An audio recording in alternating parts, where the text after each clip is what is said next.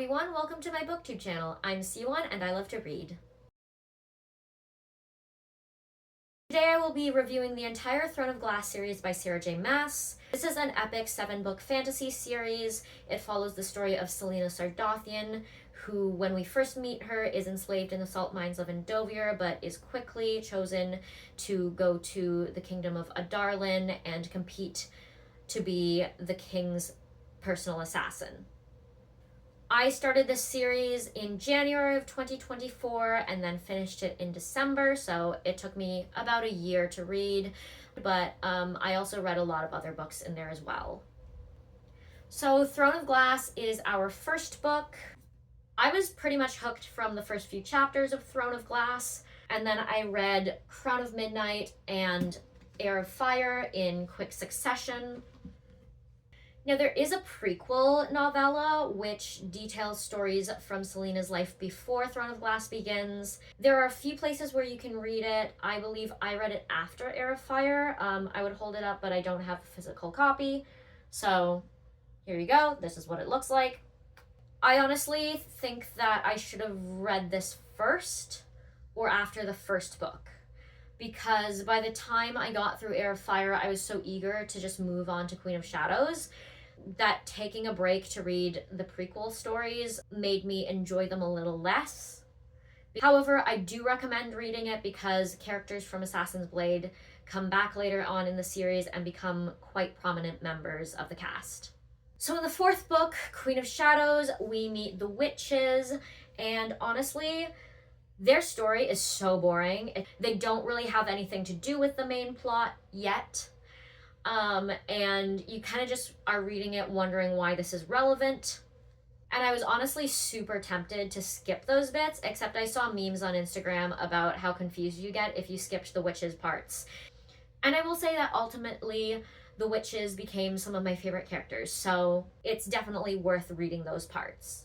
The next two books are Tower of Dawn and Empire of Storms, and these can be read in tandem. They take place at the same time in the chronology, but different locations. I tried to do the tandem read, but then I got really into Tower of Dawn and finished it while I was still at like 25% in Empire of Storms, so I did not do the tandem read. But I hear that it is a lot of fun, so I will probably go back in the future and reread them. Speaking of Tower of Dawn, let me tell you a little bit about it. So it follows the captain of the guard, Chowl, who we met in book 1, and he has been injured in battle. He's been paralyzed, and he goes to the southern continent to find a healer to try and heal his spinal injury. Chowl, up until this point, is not the most likable character in my opinion, but he gets this huge redemption arc, which is incredibly well written and well done. He goes from, at the beginning of the book, seeing his newfound disability as a curse, as something that makes him less of a man, as something that makes him less worthy, to thinking that it doesn't really matter because it doesn't impact his worth as a human, and it doesn't impact the things that he's able to do with his life.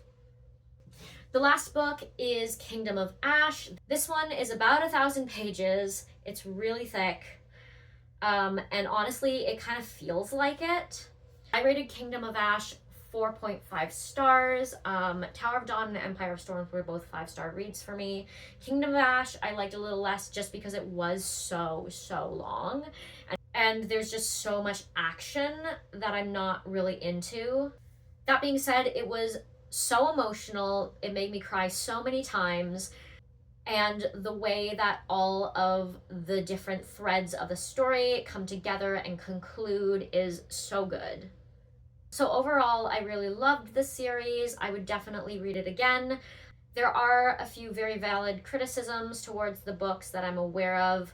For one, the only person of color, Nehemia, is quickly killed off in order to serve the white main character's growth. And we never get any POC ever again. The diversity is not exactly there. There are also criticisms I'm aware of Chowl in Tower of Dawn and how disability is represented. I personally didn't think it was that bad. because he does have that redemption arc. I'm sure if he continued to hate himself and his circumstances and his disability, that I would feel differently, but because of that redemption arc and the way it all resolves, I didn't mind that too much. Editing C1 here, I forgot to mention that although there is quite a bit of romance in these books, that's never the main plot line, and it is more on the closed door side of things, which I personally prefer, so I just wanted to mention that. Overall, I thought that this series was really well crafted, and I feel like Sarah J. Maas really knows how to write characters that you connect to, that you want to root for, and that you empathize with. I had read the A Court of Thorns and Roses series previous to this, so I was already familiar with Sarah J. Maas's work. However, I certainly prefer Throne of Glass to ACOTAR. So that is it for my review of this series. I would encourage you to pick it up if you're looking for a new world to get immersed in. If you're new here, like and subscribe. If you're returning, thanks for sticking with me, and I will see you in the next one. Bye!